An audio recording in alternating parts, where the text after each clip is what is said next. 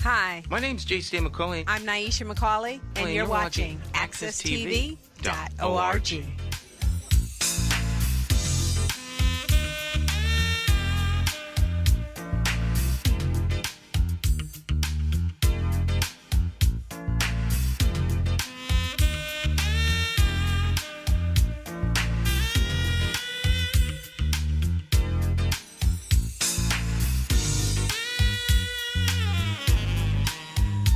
All right, my friends. Good morning, good morning, good morning, good morning out there. How are you? It's time to get our talk on. It's Morning Talk with me, your host, J. Stan McCauley, along with the champions of talk. There they are, Jonathan, Dr. Bowen, Cacique, and of course, Cleo Duke-Wright. Cleo's here in Studio 1A. Good morning there, Miss Cleo. How you doing? I'm doing very well, thank you.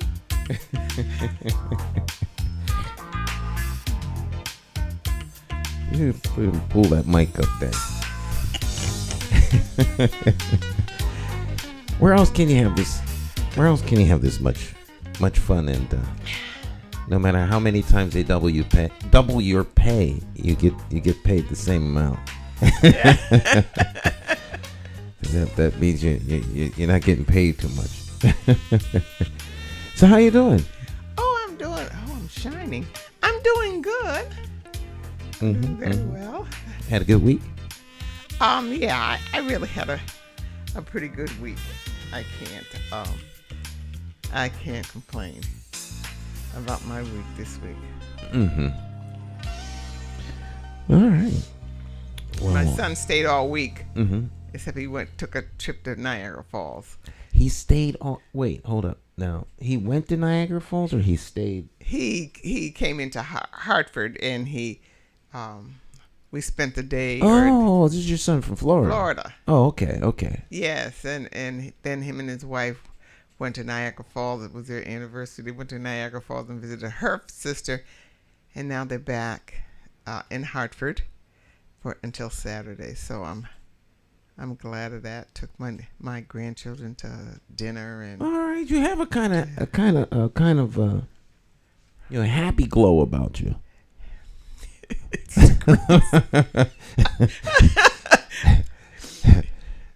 Yeah, it's the lights in the lights, huh? It's the lights in the cream. That's what it is. Oh.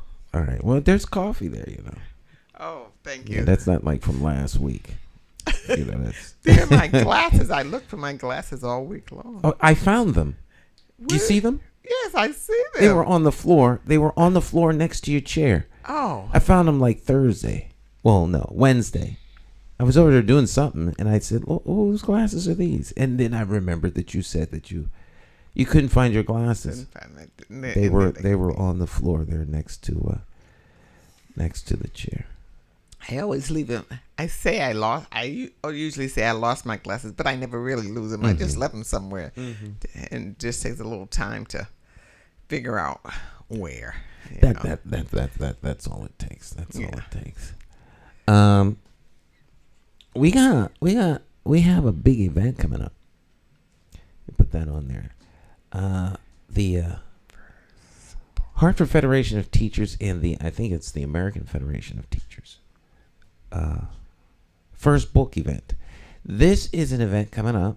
Of course, involved the Hartford Public Schools, but the HFT, the Hartford Federation of Teachers, is doing an event at Martin Luther King School. It's Saturday, December the 10th. It's the same day as our Christmas party, as well as our annual meeting for the Greater Hartford African American Alliance. But Saturday the 10th should be a pretty big event. So we have some special guests joining us. Our friends over at the Hartford Federation of Teachers, that would be the union, are joining us this morning. So let's Let's welcome them here. Morning, gentlemen. We have the first vice president and the second vice president. We've got Corey and Stuart. Good morning, gentlemen. How are you guys doing?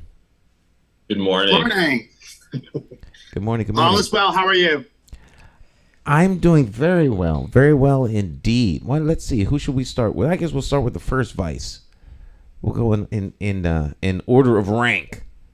So I know you're all a happy family and a team. There is no rank, but there actually is. So let's start off with Corey. You are the first vice president. Is that correct? That is correct. By name, but like you said, as a family, we are a team. So behind closed doors, we make sure we show up for each other. Oh, okay. Very, very good. So talk a little bit about this event and what's going on.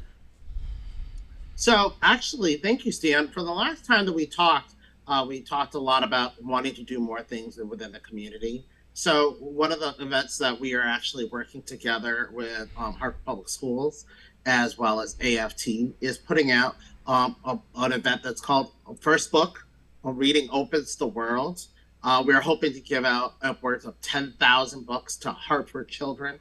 I know that November is Literacy Month, but we're having this in December, but it's perfect time for holidays. And I love to read, being a social studies teacher, so I just want to do something that we can all be involved, because I'm also looking for volunteers as well. Wow, that's great. Volunteers. So you need readers, or you need people to hand out books? What kind of volunteers are you looking for? So we actually have a couple of different options. We would need people that would like to hand out books. We're actually looking around if we have any authors in the community, which I know we do, and I know some of them actually listening to this show today. I'm reaching out and see if they would like to read their books to the children for about a half hour or so. And also, if there's any of our community partners, community organizations that want to benefit the community, our Hartford community that are coming in, they can set up a table and we'll talk about the services that they can provide. Oh, that sounds great. Oh, I would love to be a part of that. I'm Cleo Duke-Wright, and I ran Cole Books for a long time, and I'm a storyteller. So this sounds really wonderful, and I truly love to read. So we can count on you then, right? Oh, you can count on me. Yes, sure. Absolutely. That's great. I know Stuart also has some other things that he wants to add to this as well. Stuart. So thank you, Corey. So basically, the authors incorporating in is one of the themes that we are really upholding. Books that we've selected are a very diverse group, from artistic books to inspire students to storybooks and graphic novels for older students who are in high school. We have a wide selection from K all the way to 12th grade. We're hoping that the community can have a great opportunity to come out and select books and build their own home libraries, and also support the libraries of the school system through having all these types of diverse authors and books and being provided in one space at one time. It's a really wonderful opportunity for the community to take hold of. Now, you were saying, I think, Corey mentioned in the beginning about, the union doing more things in the community. Talk a little bit about that. What is the motivation behind that, and how did this book event come about? Sure. Thank you for the question. Well, basically, we are teachers, and we feel we are part of the community.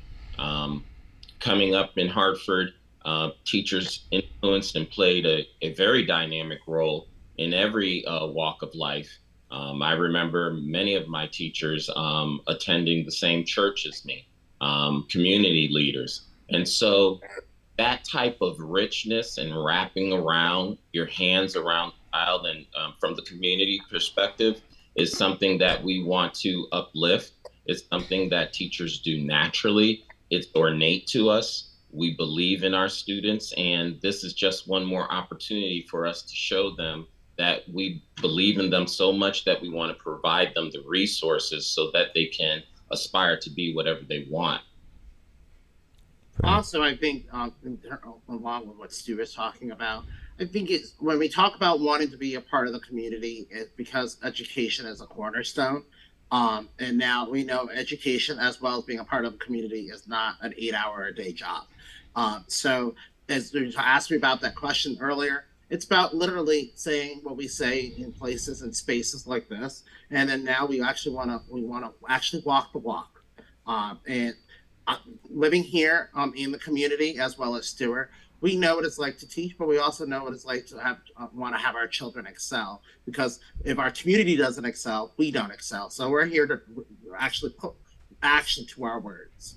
Right. And then that's the whole mentality about also having the opportunity for local organization, community-based organizations to partner with us in collaboration on this day to provide the resource to the community, because it's not just the students. We want around the students to come and also partake in this day. I think this is a great opportunity to see all of the services that are locally available and also promote literacy at the same time. So we want to make sure that we walk the walk, like Corey's saying, and get out there in the community and provide resources and offer opportunities for us to take off just our teacher hat for a moment, but also be a community member and uplift our community and just have a space where we get to know each other and get familiar with each other and build the bonds and relationships that make for strong, dynamic schools. How does giving a book to a child increase literacy? Especially those who may not,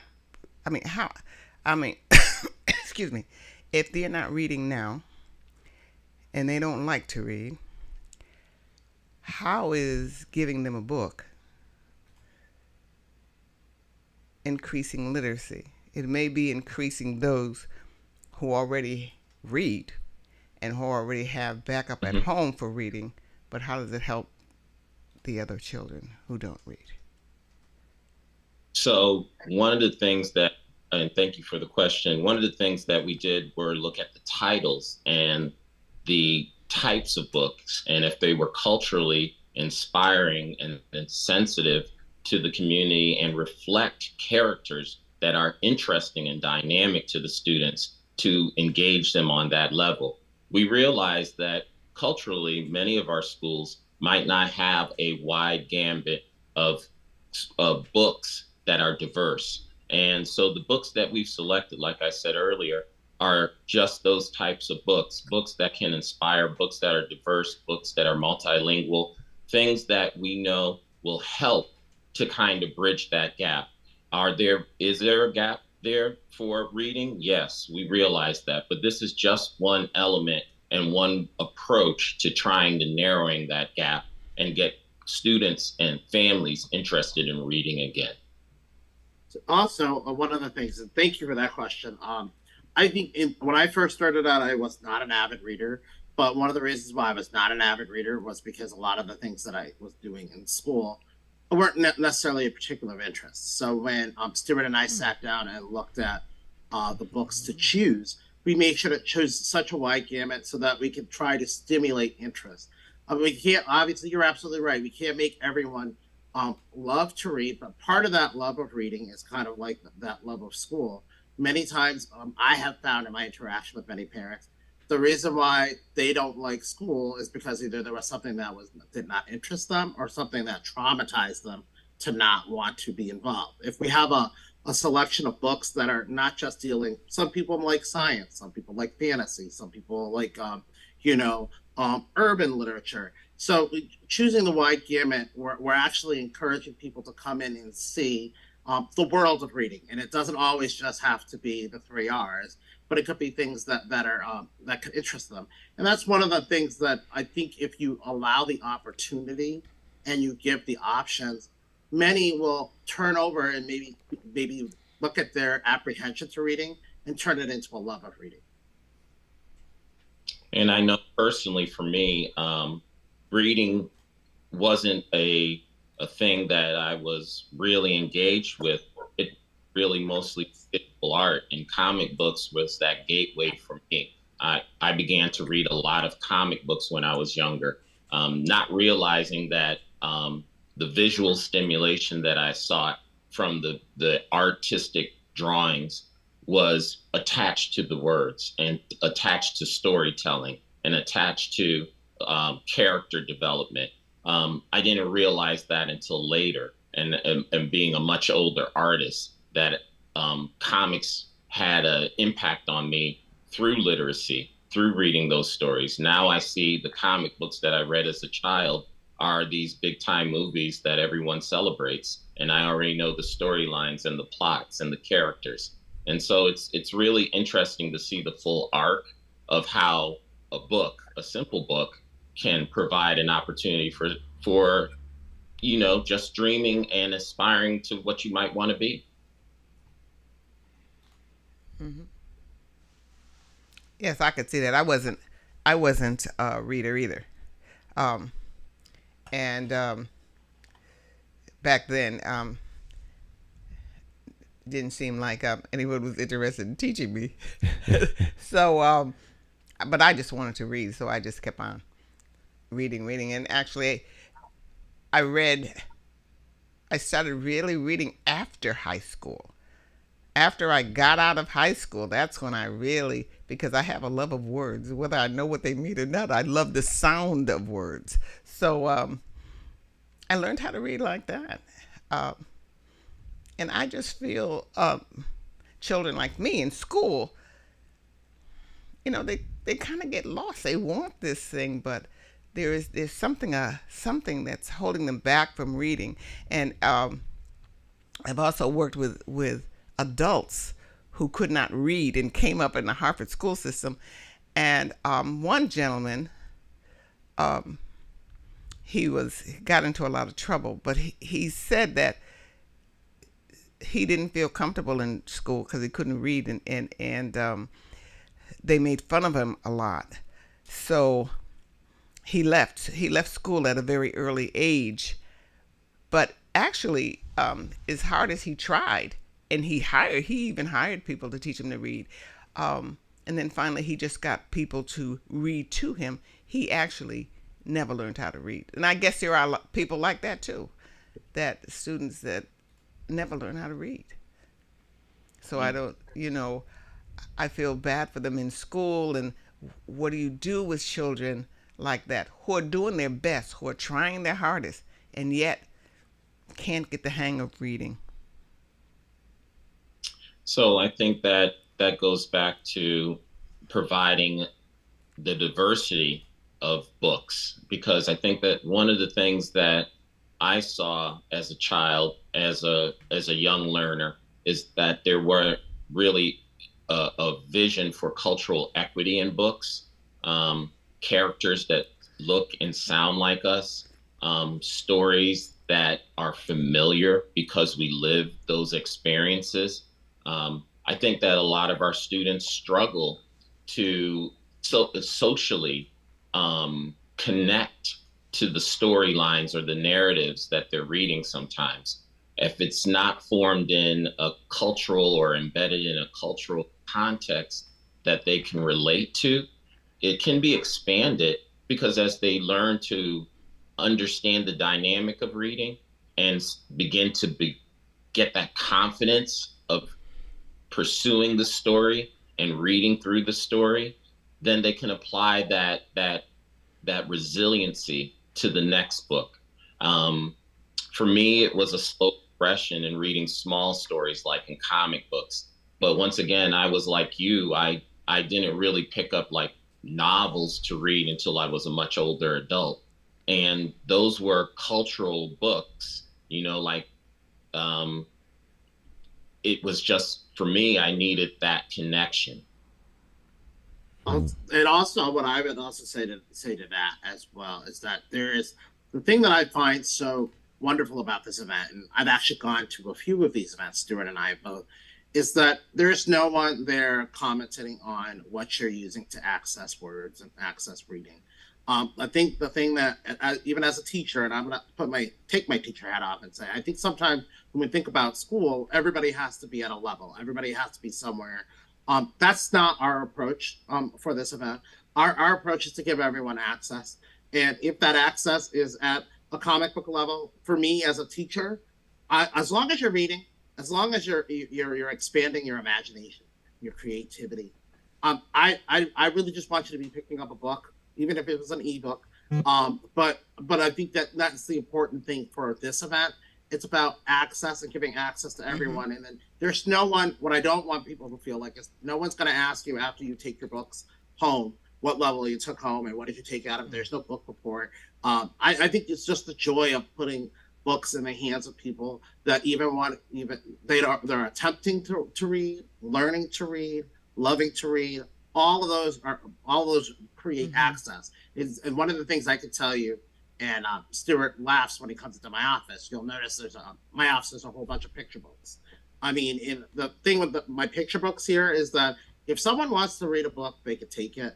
I'm never going to ask what reading level they're at, because it's not about that. It's about getting that love of learning. And then, so I'm hoping, like with this message that we're here on the show today, is that we want to see everyone access their own imagination and creativity at whatever level that they see fit for themselves. Yeah. All right. Yeah.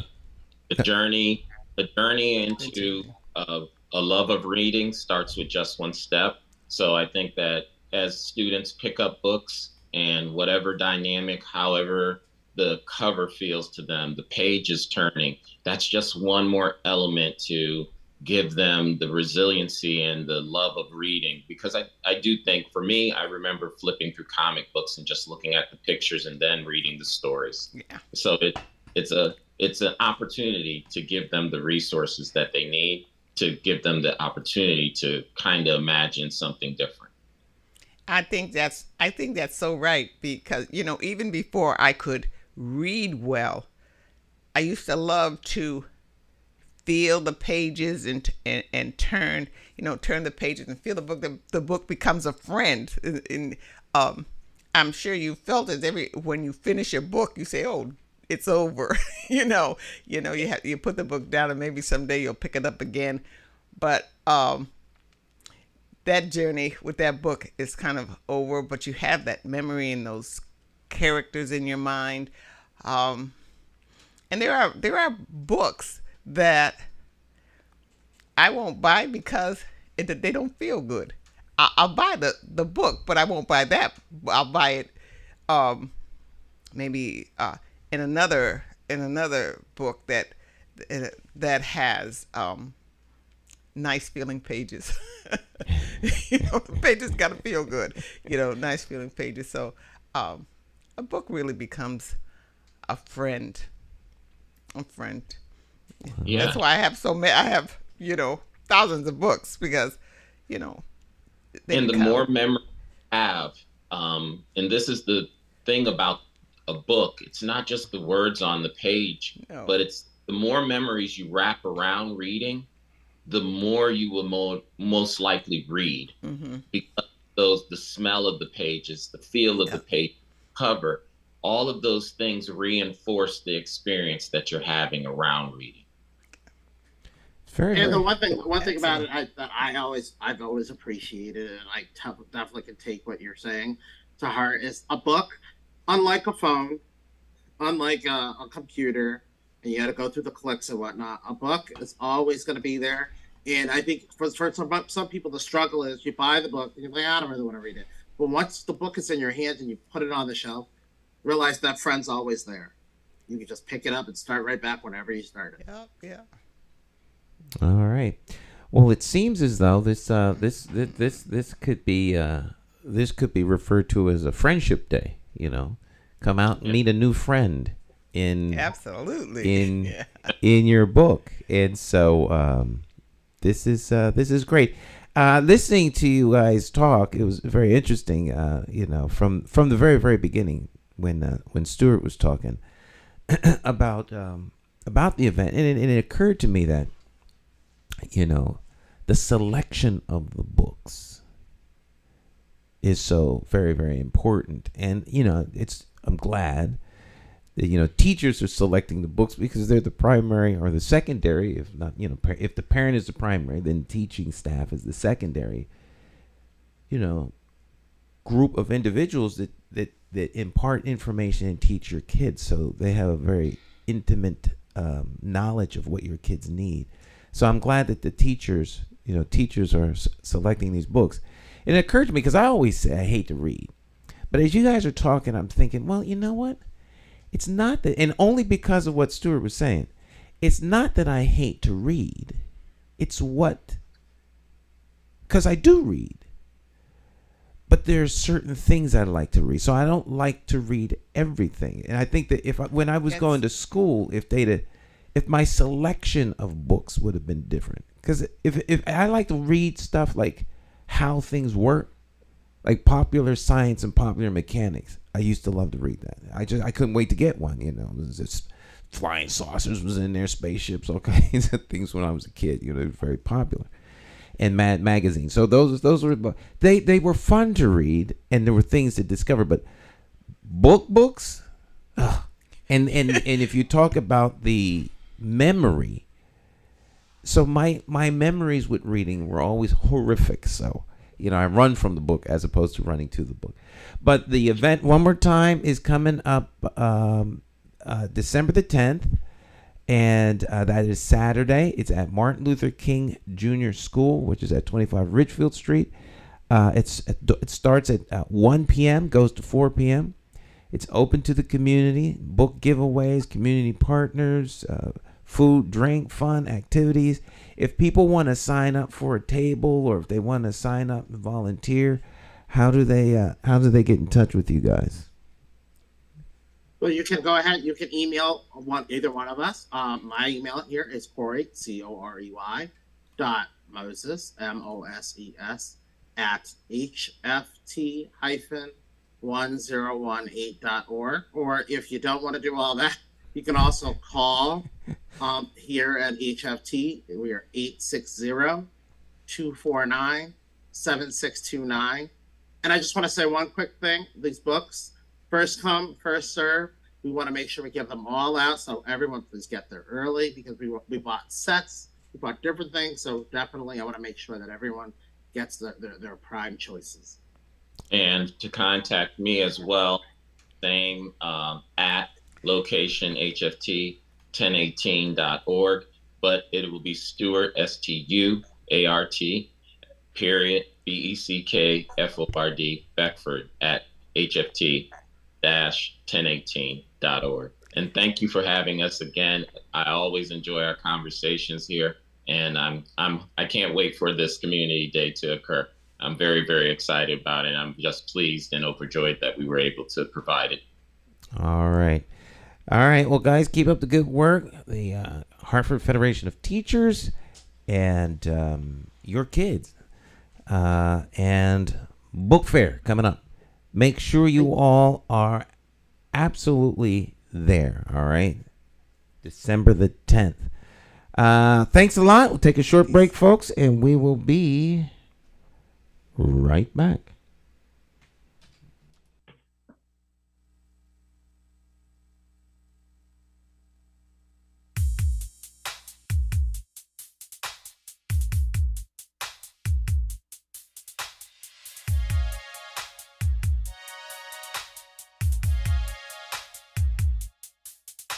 To be here is our mission, full of purpose.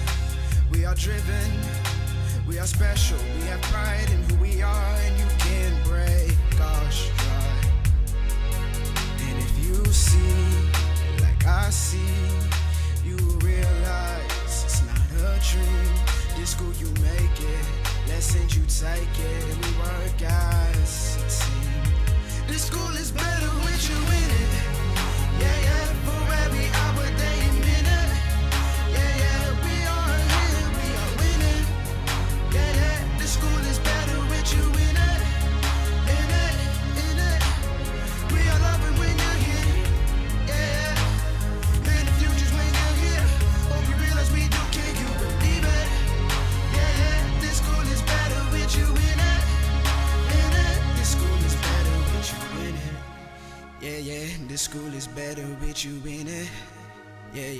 school is better with you in it. Yeah, yeah, this school is better with you in it. In it. In our school, such a given for you to learn is our mission. When we ver is what we are as a unit, and you can't bring us down. And if you see like I see, you'll realize it's not a dream. This school you make it, chances you take it, and we work as a team. This school is better with you in it. Yeah, yeah, for every hour, day, and minute. Yeah, yeah, when you hear everyone is winning. Yeah, yeah, this school is better with you in it. In it, in it. We all love it when you're here. Yeah, yeah. Better futures when you're here. Hope you realize we do care. Can you believe it? Yeah, yeah. This school is better with you in it. In it, in it. And just to let you know, before you go, we know your skills won't fail to show. Yeah, we will call you our greatest prize. We know that you'll reach for the skies. Like a star, you'll come right through. I'ma rock with you. Nothing can break us apart because This school is better with you in it. Yeah, yeah, for every hour, day, and minute. Yeah, yeah, when you're here, everyone is winning. Yeah, yeah, this school is better with you in it. In it, in it, in it. We all love it when you're here. Yeah, yeah, better futures once you're here. Hope you realize we do care. Can you believe it? Yeah, yeah, this school is better with you in it. In it, this school is better with you in it. Yeah, this school is better with you in it. Yeah, this school is better with you in it. Yeah, this school is better with you in it.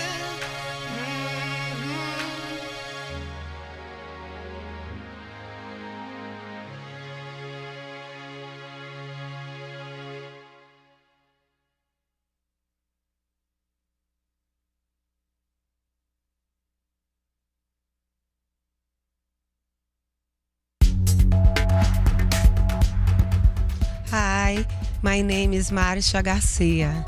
I am from Brazil. I help HPU. I help families da Universidade de Hartford Community. Estou muito feliz em participar.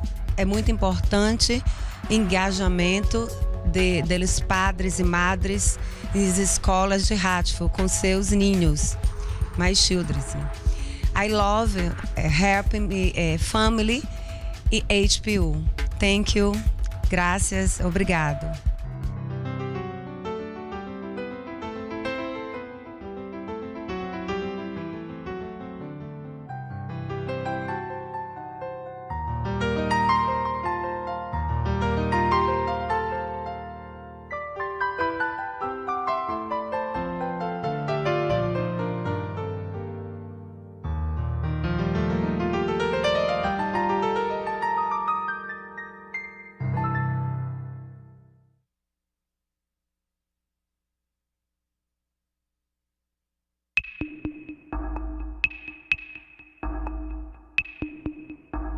Every bad political decision is made by a politician elected to office. So if you think your vote doesn't matter, just remember this. There are people sitting with politicians in a back room making deals about your future, making policies about your children, making decisions about your neighborhood. To them, you are just a vote. You are not their charity. You are not their cause. You are just a vote. Elections have consequences, and if you don't vote, you are actually voting to keep these people in power to work against you. Now, more than ever, you need to make your vote count. Declare your independence from the plantation of party politics and free your political mind.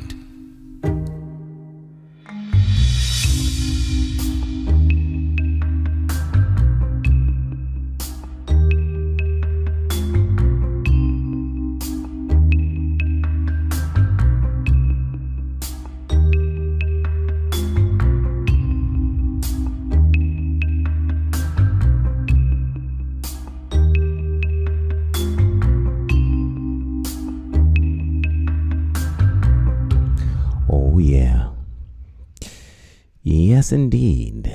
Morning talk.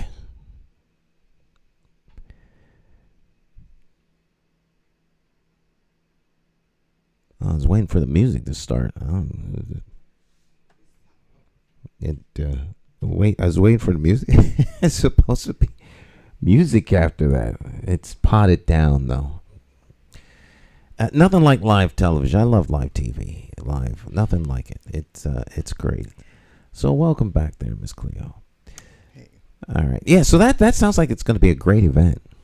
Yes. I hope I'm gonna call them. I hope they let me tell a story. Just one story. Can I tell one story to the kids? Well, there's plenty of time to do just that. Yeah, maybe they'll give me a time and I could even.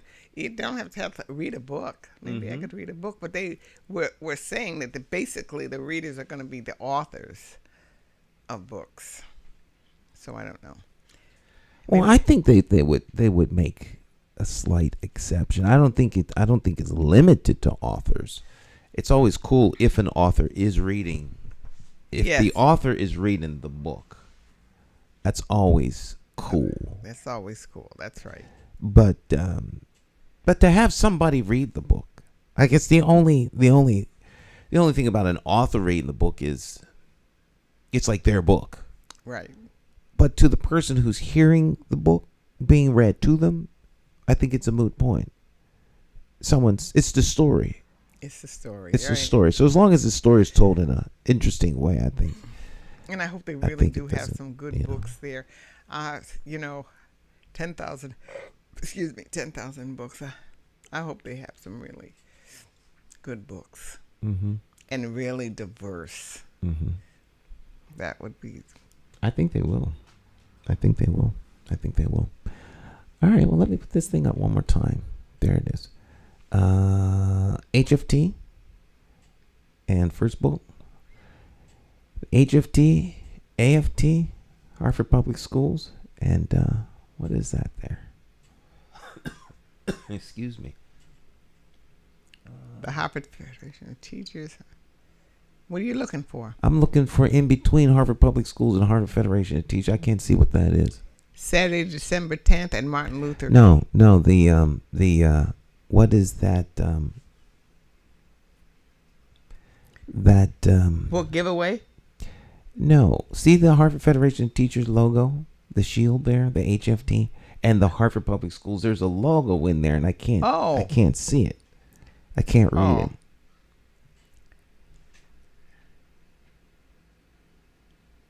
H something P? Practitioners. Oh, the Hartford HFP must be. I don't know. I have to look at it. I have to blow it up there. Yeah.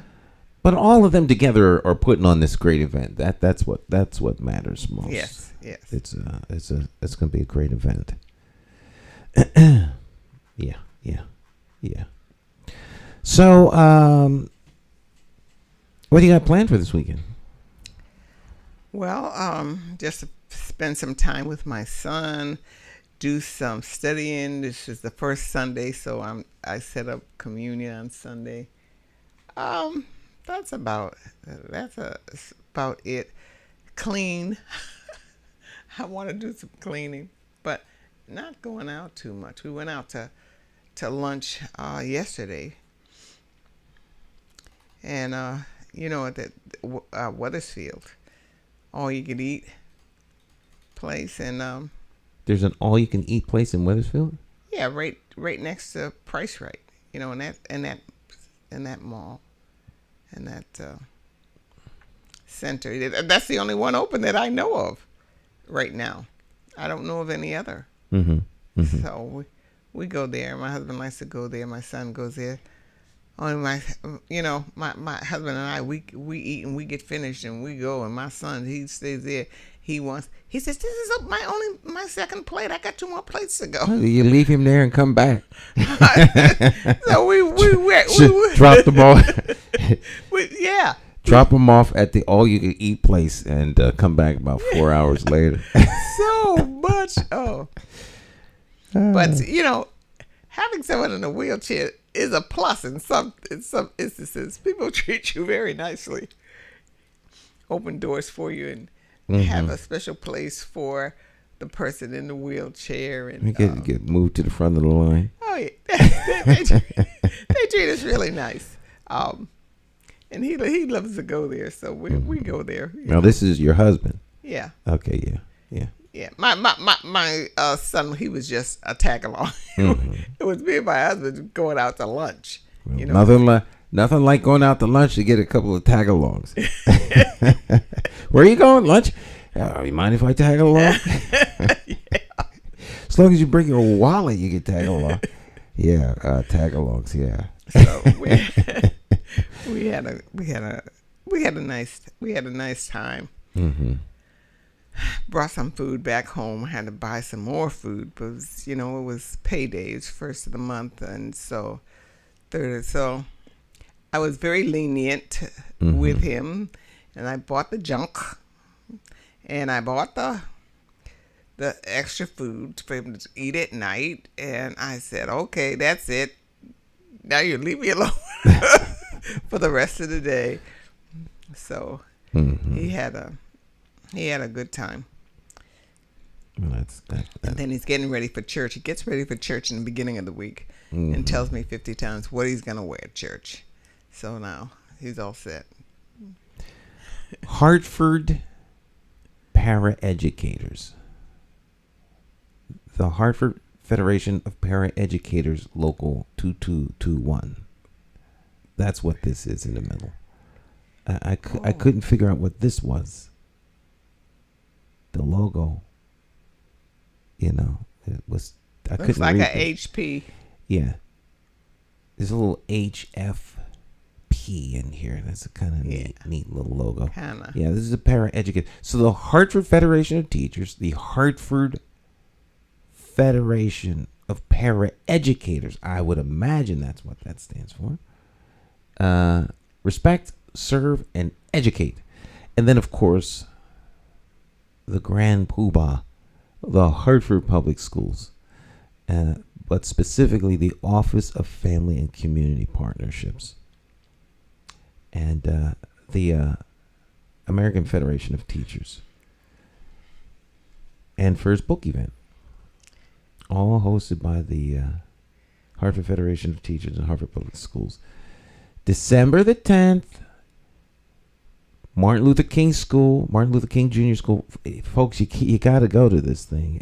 Take your kids, get some books, and help engage them and introduce them to some new friends who can just open the door of imagination. There's book giveaways, community partners. There's going to be food, drink, fun activities, all happening on the 10th of December from 1 o'clock p.m. to 4 p.m., and it is open to the community. To volunteer, please contact Corey Moses or Stuart Beckford at Corey.Moses at HFT. Is that a dash? Dash. 1018.org. Yeah. Or Stuart Beckford at HFT.1018.org. Yeah, dash. HFT dash. Dash. Yeah. 1018.org. Thousands of free books for students. Thousands.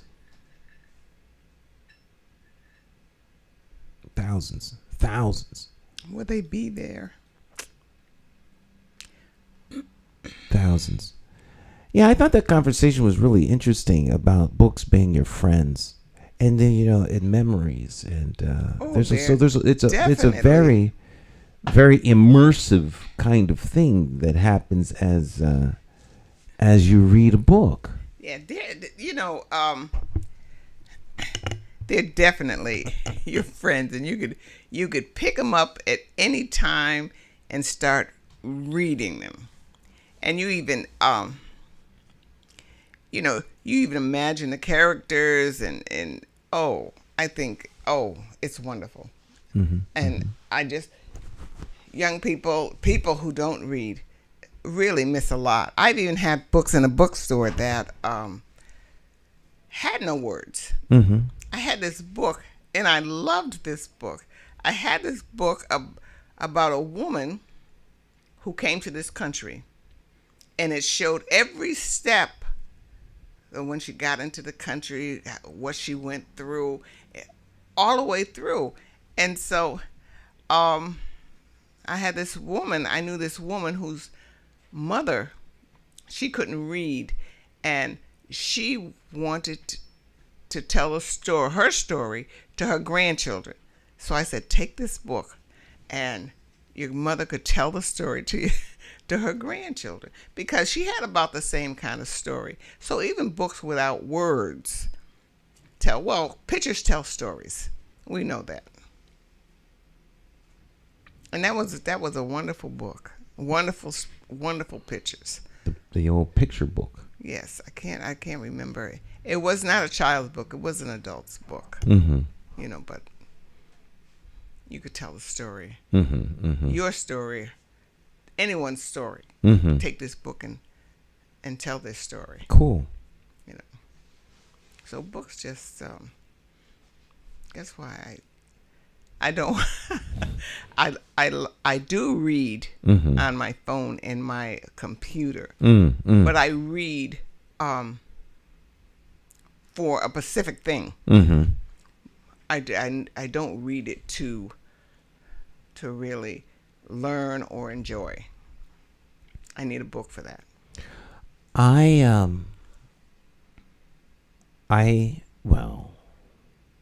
read the Bible. You like to read the Bible? I don't like to read the Bible. I love to read the Bible. I read the Bible every day. I mean, I like reading the Bible because I like exploring what's in there and unlocking truths. But other than that, I really don't read a whole lot of other things unless I have to. I read of necessity because I have to read it because the information I need is there.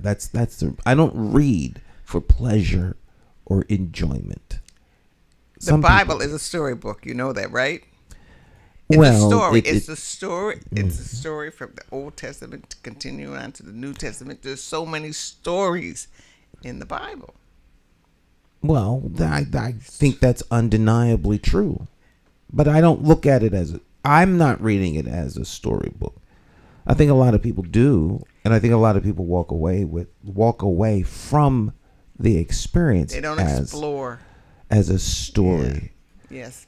So, like you would read a court transcript, which would obviously be a story, but it's so much more than a story. It's the exchange of what happened. So, what's the takeaway from earthly stories with a heavenly message? kind of like things. So I mean, you could. I have spent days just studying one little thing,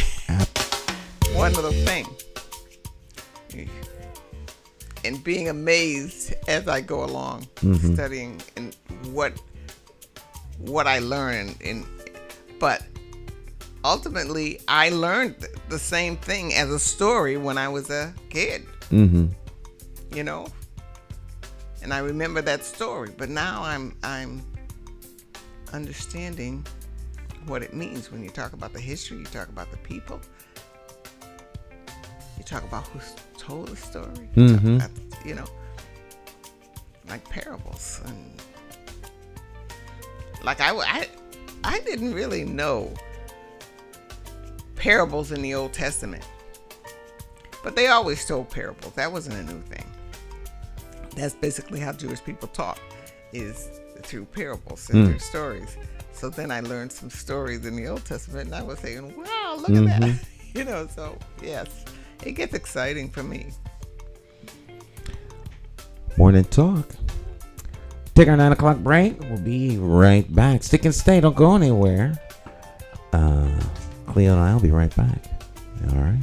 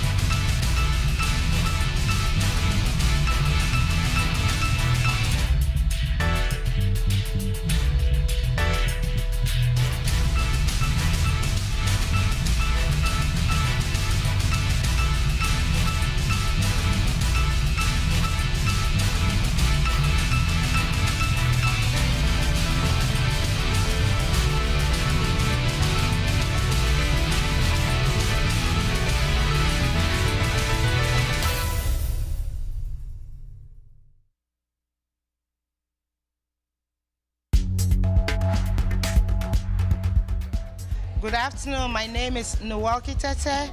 I'm a parent to a student in Hartford High. And I would say the program was very good. It taught us a lot about how to deal with our kids, how to handle situations. So I would say it's good for all parents to partake if you can. And our coach was very good. She taught us a lot about the Parents University. So I'm so happy and I'm glad I took part in the Parents University. So thank you so much. Love you. My name is Nwalki Tete. Bye.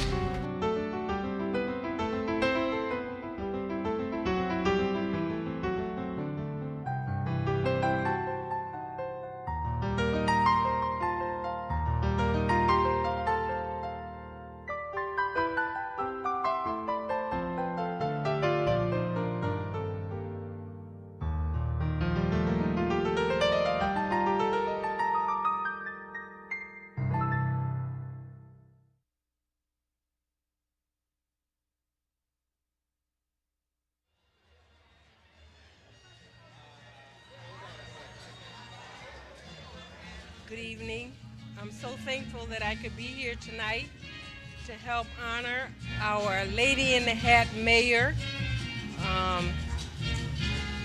Ms. Saxon Perry, and all of the great, wonderful forefront ideas that she had ahead of its time. And thank you that I am a member of the Lee family, her mother being Mabel Lee Saxon.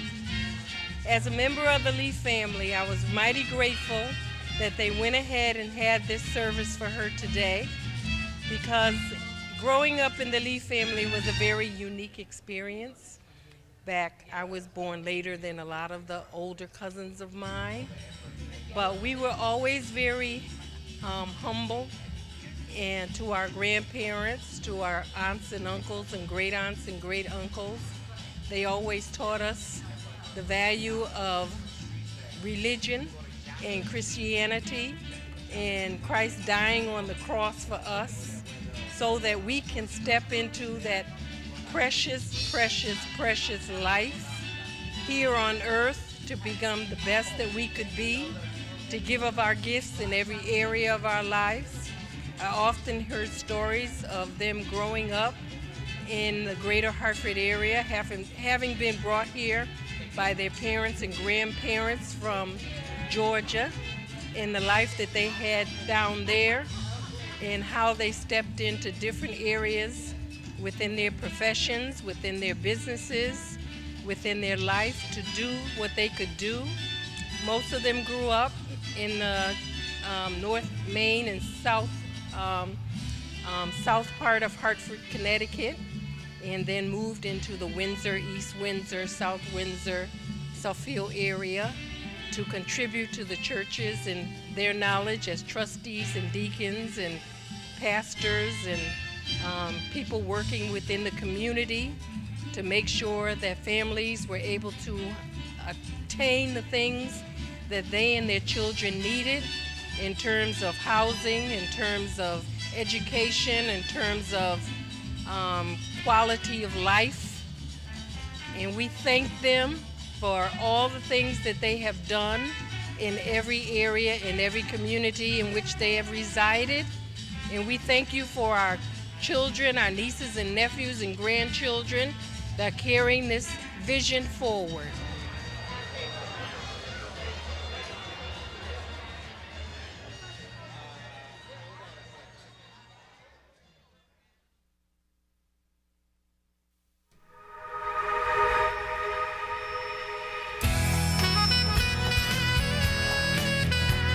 All right, welcome back, Morning Talk. I'm your host, J.C. McCauley, along with Cleo Duke-Wright, Talk Champion. All right, welcome back, folks. Welcome back, welcome back.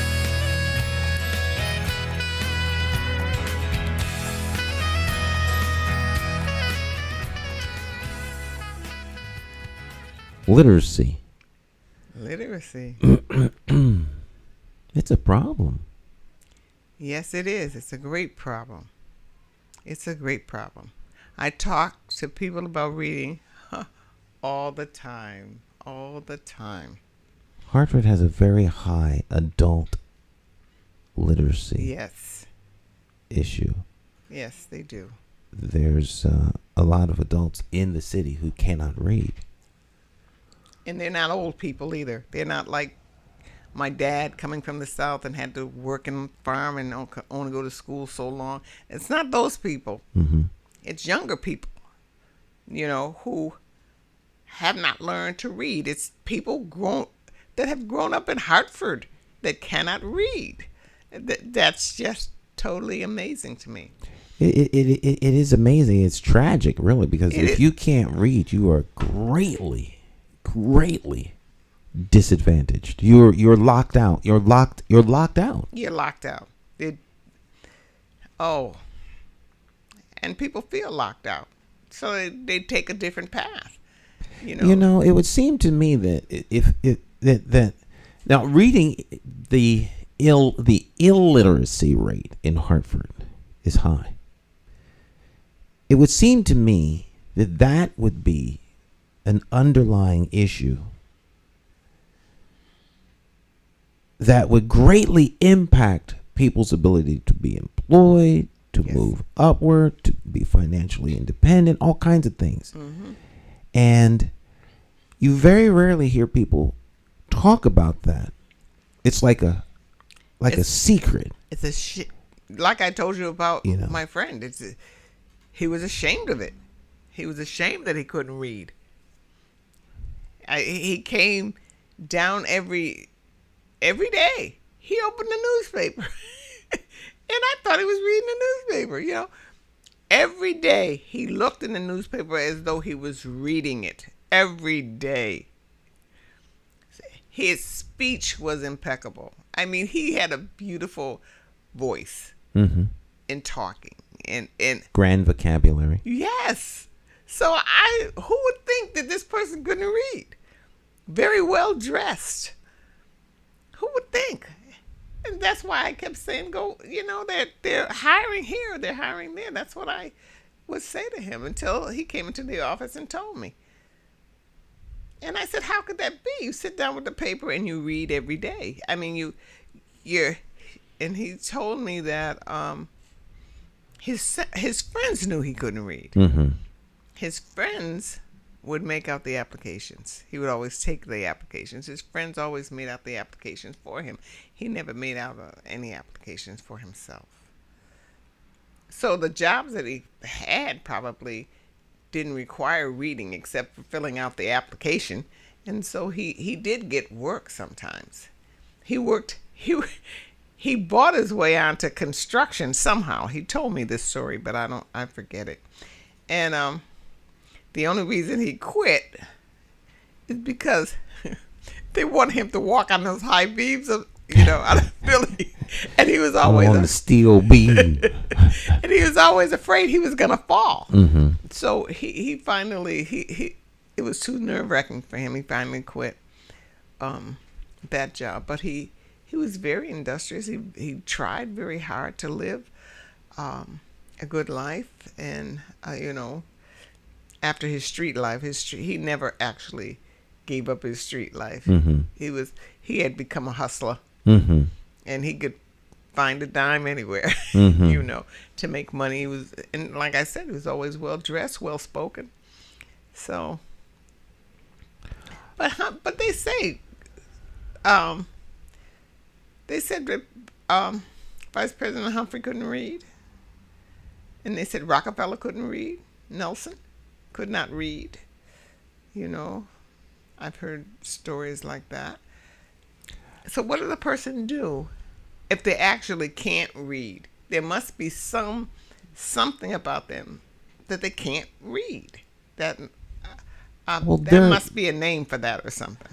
Well, I don't know, but it would seem to me that if individuals can't read, that doesn't mean they're incapable of being successful or being very, very smart. They just don't.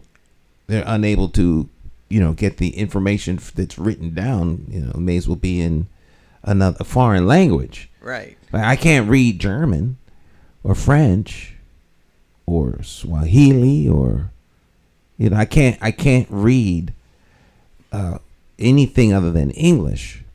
So if I was in another country, I would be illiterate in terms of reading their text on this. I could still function. I know how to do stuff, but I can't take direction that's written because I can't read it. So I have to have somebody read it for me and tell me what it says. Yes. Or what And it that's means. what Chris did. Chris hired people to read to him. Mm-hmm. And that was that's how bad he really wanted to read. I really felt really bad for him. He really wanted to learn how to read, and it just never happened for him. But you would be greatly diminished. I mean, there's so many things you can't do. Now, if you're Rockefeller, of course, you've got money. That's right. In fact, there are many things that we as human beings cannot do. Most people cannot build a house. They can't build a car. They can't build a typewriter or a telephone, so they have someone build it for them, or they purchase stuff. So there's lots of things we can't do, but we manage to get by. But reading is something that if you can't do, it really hinders you. And so I'm wondering, like, how much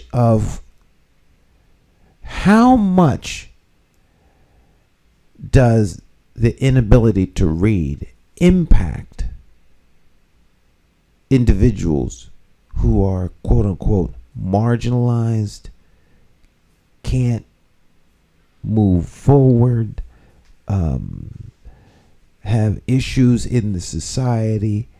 How I wonder what percentage of the individuals who are quote unquote marginalized, how many of them cannot read? And I wonder if that has anything to do with their situation or their condition. Almost like being like having a felony on your record. If you can't read. Well, no. I don't mean to make it sound like not reading is like having a felony. If you have a felony, it's hard to get hired, hard to get. There's a lot of things you can't do because it's on your record, Mm-hmm. and so you're locked out of society. So I wonder how many people are locked out of society because they can't read. But people who have never known how to read, a lot of them, you will never know that they don't know how to read. Because Successful people. Oh, I yeah. mean, who make it, Mm-hmm. and you wonder how they make it, and they can't read. But they find a way. When you can't do something, that you learn something else. You compensate. How does this person who cannot read get a license? How does he get a license? How does he read the signs where he's going? Well, I mean, I think people that can't read can read some things at a very basic level. But I mean, I think the newspaper, most publications are written at a 6th grade or 6th grade level. Is it 6th grade? Yeah, that's at a 6th grade level. So, like, I'm not comfortable reading like a cold read. What do you mean? Like in broadcasting, they have what's called a cold read. Uh-huh. So you're on the air and they bring you an ad, and they want read this at the at the break, bottom of the hour, coming out of the break. We need you to do this ad. We'll put music bed behind it and do it live. And great readers can take that and just boom, read it. I would never feel comfortable with a cold read because I'd be so afraid that I'm going to say something wrong. So I'd want to practice it. Yes, I was like that for many years. I was like that in the hospital when I was circulating on a case in the OR, and I would give me something, a message or something, and I'd have to use the telephone. I would always be so nervous that I would not know a word. That, I'm not so nervous now. If I don't know the word and I can't sound it out, I just, you figure it out. And it doesn't bother me so much now, but I used to. That's why I told stories instead of read stories in the beginning. I told stories because even though I could read it, I was nervous to read. So I told stories. And when I was a kid and when I grew up, and that's how I, but I got more and more comfortable with that. I was reading, I was in a leadership program at the seminary. And everybody took turns reading. And this woman said, "Oh, have Cleo read it. Oh, I just love the way she reads." And, I had to laugh inside because for so many years I was so afraid to read. And now someone's saying they'd like to hear me read, when half my life, my family would laugh at me every time I read, because I was trying to make sure I said every word right. And they would just giggle. And so I said, wow, I've come a long way from that to this. The person that helped me read out loud was Clara Ruffin. And I was telling her how much I hate to read out loud. I hate reading out loud. She said, "Well, read it." She says, it's not that you can't read; it's that you're not reading what's on the page. I says, "Well, what do you mean?" She says, "You're trying to anticipate what's next instead of reading what's on. Just say the words as they appear, one after the other. Stop trying to anticipate what's coming up next. Like you want to be prepared for what's next, but you can't be prepared for what's next. You don't know what's next till you read it. Just read what's on the page and let it flow. Just say the word and just let it flow." And then after a while, I got used to that, but there's still a portion of me that's I don't want to make a mistake, so I'm anticipating that. What's this? I try to. I'm constantly looking ahead of what I'm reading, so I'll be prepared when I get there. So I did that in school. You sit in school and everybody has to take a turn. So God, that was the terror of terrors. You count down to see where you're gonna have to read, and then you practice it before they get to you, right?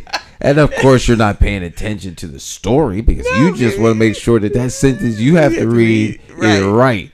Right. You're not listening to anything else. Yeah, that was a horror, bro. That was horrible. Oh, it was horrible. It was horrible. To the degree that I would come up with reasons why. Like I would say I lost my place, or where are we? Oh, is it my turn? Never mind, never mind. So they would pass you because you weren't ready. I would prefer that than to actually have to read it. It's terrible. There must be. Everybody doesn't learn the same way. There must be a way to teach each and every child how to read. But we have to have a standardized way of teaching. I think that's a huge impediment to learning, because people don't learn the same way. They learn in a way that people master information in their own way. Right. Which would be learning. And so, in a system, this is the system. This is what we're teaching. Now, if you can't drop into that system, then you're not going to succeed. They're going to push you out. Not only you're not succeed, you're not smart. Well, according to the system. According to the system, you're not smart. Because you don't learn in that particular way, or then send you off to remedial. Something's wrong with him. He doesn't learn like the rest of the children. He has a problem. No, I don't necessarily have a problem. I just don't learn the way they do. Like a teacher said to me one time, I told you I got a 90-something on my test at the next grade.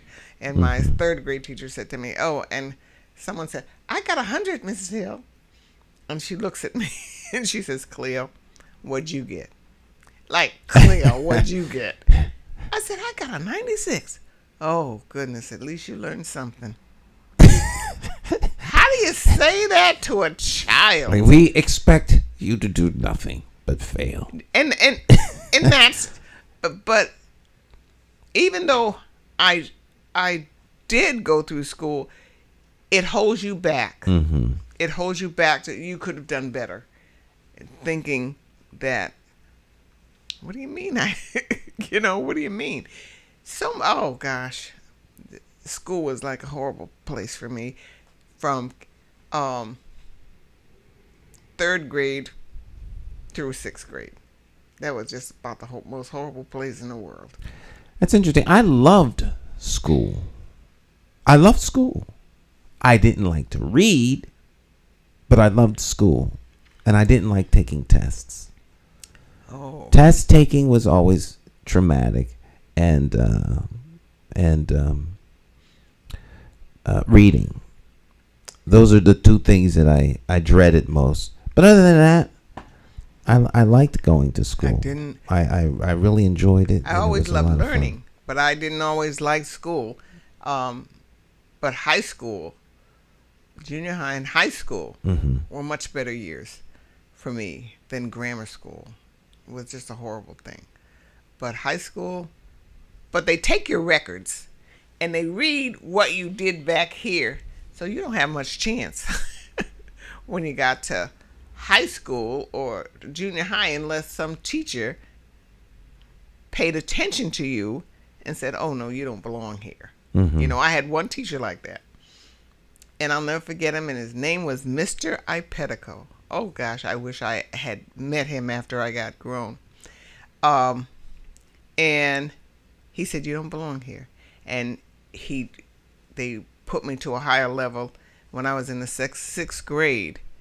And he came to me and he told me, you remember, you could do anything you want to do. You can accomplish anything you want to, And then he was, I think he was fired or something. He was a big Italian man, and he taught the lowest level in the 6th grade. I think it was P, the lowest level in the 6th grade.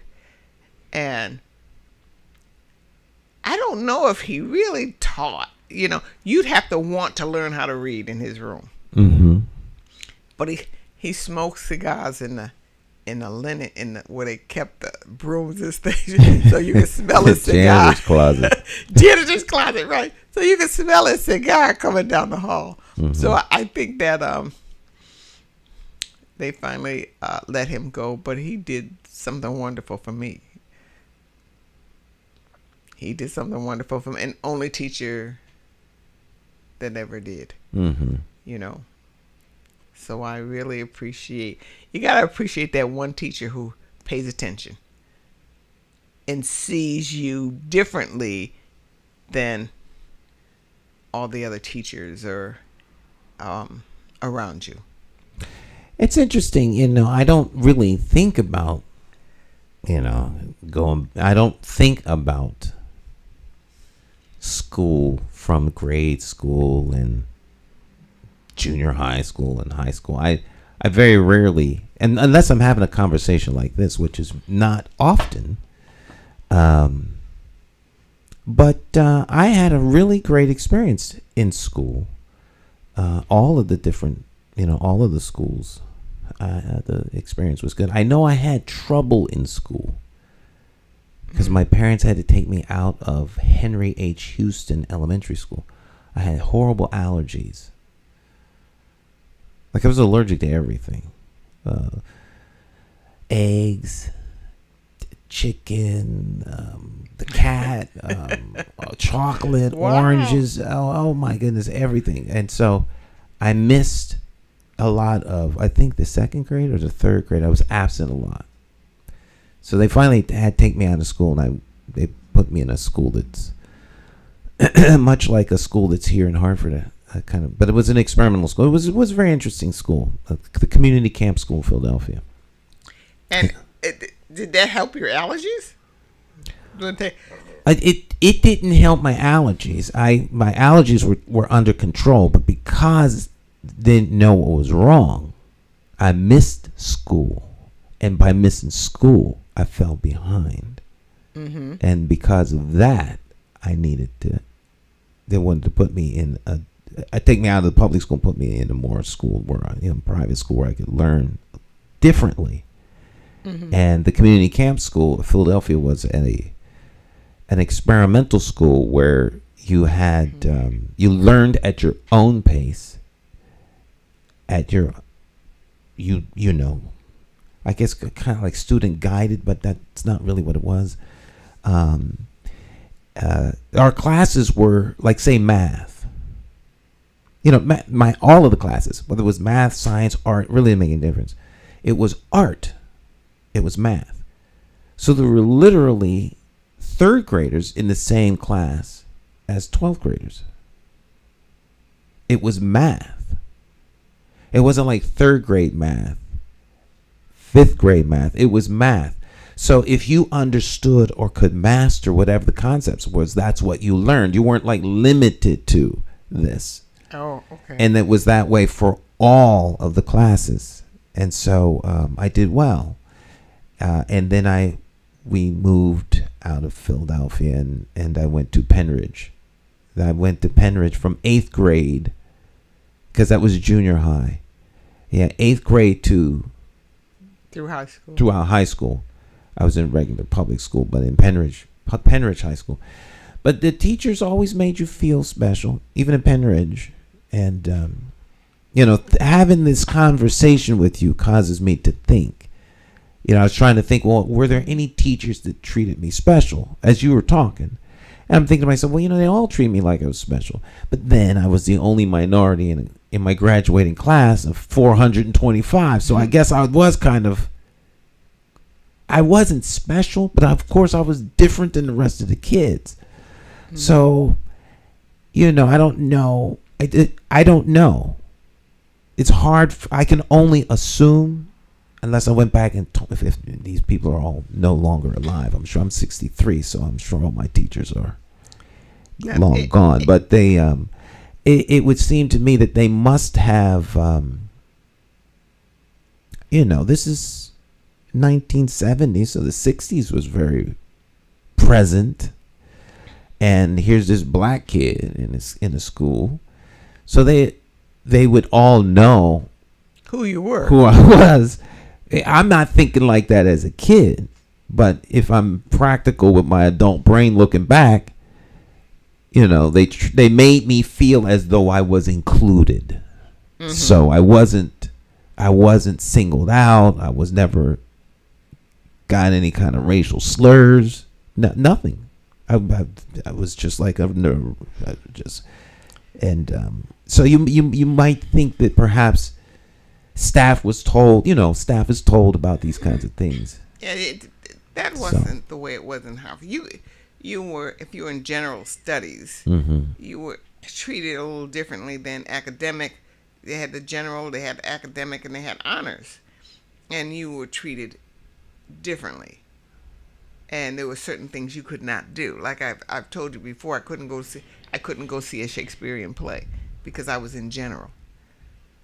Ew. And I read Shakespearean plays with my aunt all the time. Mm-hmm. And I went to my guidance counselor and I said, they were doing a Taming of the Shrew. Mm-hmm. And so I said, I want to go see Taming of the Shrew. And she said, you can't. I couldn't go because, I was in general studies, and those people are too stupid to understand a plain story like Taming of the Shrew. Why would we waste a ticket on you when a more intelligent kid could go? I couldn't go see. It's terrible. I couldn't go see Madame Butterfly. Mm-hmm. That's horrible. My sister got to see it. Who could care less about either one of those things? But I cared a lot. But see, that's horrible. And so they're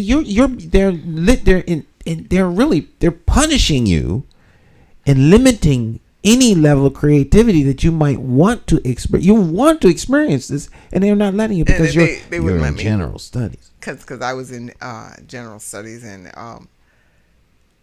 work study. I went to the head of the guidance counselor department. I wanted to work at Hartford Hospital. I wanted to work in the lab. and maybe I didn't pass the test for the lab because but his suggestion was, you could make salads in some cafeteria. That's what he said to me. And I was so devastated. I ran behind some door at Weaver High School and just cried. I just cried. I mean, I was so crushed for That's so sad. So here but the thing is, I don't think it would have been as bad if Ines and Philip were on the same level as me. But they weren't. They were way up there with the honors in the private schools and everything. So I was just trying to keep up. I was just trying to do the same thing. And that's what they said. They wouldn't give me reading. I signed up. They never gave me reading. And I signed up for reading because I wanted to read better. And 4 years. Wow. So it's when I have memories of school, I they're not all that pleasant. When I got out of high school and I saw all these kids crying, they were missing their friends, they was crying, and I said, what in the world's wrong with you people? You're out, Free. You're free. You could do what you want to do. You don't have to. I was afraid because no one said, "Hey, Cleo, what you gonna do when you graduate from high school?" I said, "What am I gonna do?" That was that was probably one of the scariest things that I went through. Was that I had no idea. The guidance counselors didn't talk to me about anything. I had no idea what I was gonna do when I got out of high school, and they already told me I wasn't smart enough to go to college. So. But I was smart enough to go to college because college wasn't that hard. But when I finally got there,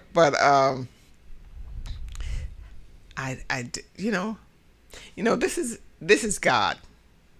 This is God coming on. Where you say you might not be there when I want you, but you're right on time. Right, always on time. Always on time. When I saw that advertisement in the paper for a nurse's aide at Harvard Hospital, and I went there, didn't think I was going to get it. Those people hired me like that, and I took the test, knew I couldn't pass it because I was like you about tests. I couldn't pass it. I don't know what I got on that test. And I was walking out the door and the lady stopped me. That was God. Well, amen. Because nobody ever offered me a job and I had tried in high school. So that was my gift. All right. Yes. Well, the trials and tribulations of education. Yes, yes. I'm gonna invite somebody to come and talk about this. Yeah. All right, my friends, our time together has come to an end. The end of another week. Wow, week went by quickly. So fast. Very, very quickly. Very quickly. Any plans for the weekend? I don't have any big plans except just to be. There you go. I just want to be. That's all right. Not really anything big. All right. Well, my plan is find a dentist. I have a dentist. I'm waiting for him to call me back. I finally decided I'm going to go to I hate dentists. Going to the dentist. But, do so at your own desk. You ain't hurting the dentist. Your teeth are not going to get better on your own. My friend just had a couple of teeth taken out. He's having 15 teeth. Let me see. They're leaving him 12. He has some missing already. And they're taking out at least 15 to 16 teeth. Sounds horrible. Yes, he's already had 6 or 7 taken out, and they're going to take out the rest and leave him some so he could, I guess, hook a plate onto whatever. But he said he hated it, but he went to UConn and he had no choice but to get it done. And he did. So it'll be over before you know Before it. you know. Then that's what I'm looking at. It'll be over. It'll be over before you know it. And they're much better than they used to be.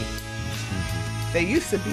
Knee on your chest, pulling teeth out. Oh, much better. Much better than they used to be. Hold still. You're just screaming. That's in my mind. That's what's going to happen. All right, well, hey, onward we press. All right, my friends, you all have a fabulous rest of your day and week.